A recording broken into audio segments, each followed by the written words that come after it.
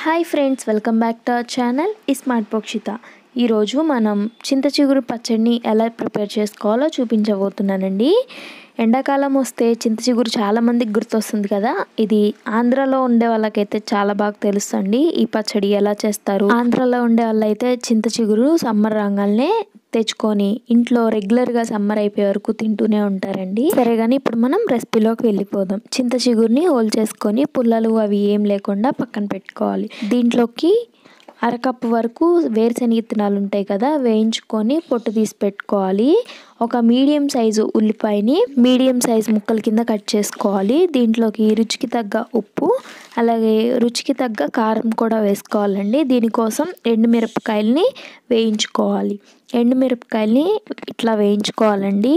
ఒక బాండీ పెట్టి ఆయిల్ కానీ ఏమీ వేయకుండా ఎండుమిరపకాయలు బాగా ఫ్రై అయ్యే వరకు ఫ్రై చేసుకోవాలి. ఫ్రై అయిపోయిన తర్వాత ఎండుమిరపకాయలని ఒక ప్లేట్లోకి వేసుకోవాలి. అదే బాండీలోకి అర గ్లాస్ వరకు నీళ్ళని వేసుకొని చింత చిగురుని వేసుకొని నీళ్ళలో ఒక 2 నిమిషాల పాటు ఉడికించుకోవాలి. చింత చిగురు వెంటనే ఉడికిపోతుందండి. చాలామంది ఈ చింత చిగురు నూనెలో వేయించుకుంటారు, నీళ్ళలో అసలు చేయరండి, చాలా తక్కువ మంది. ఉడికిన తర్వాత స్టవ్ ఆఫ్ చేసుకోవాలి. ముందు మిక్సీ జార్ తీసుకొని శనగిత్తనాలని కచ్చాపచ్చాగా మిక్సీ చేసుకోవాలి. ఇలాగా పౌడర్ చేసుకున్న తర్వాత దీంట్లోకి ఎండుమిరపకాయలను కూడా వేసుకొని గ్రైండ్ చేసుకోవాలి. ఎండుమిరపకాయలు కూడా మెదిగిన తర్వాత రుచికి తగ్గ ఉప్పును కూడా వేసుకోవాలి.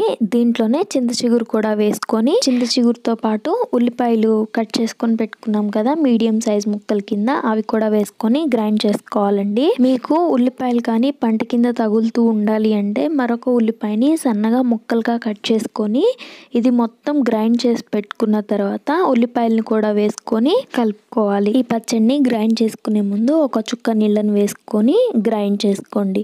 ఇలా కానీ గ్రైండ్ చేసుకున్నట్లయితే గట్టిగా లేకుండా వస్తుంది. చూడండి, ఈ విధంగా కలుపుకోవాలి.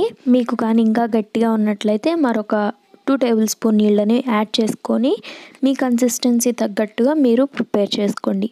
మేమైతే ఈ విధంగా ప్రిపేర్ చేసుకుంటామండి పచ్చడి.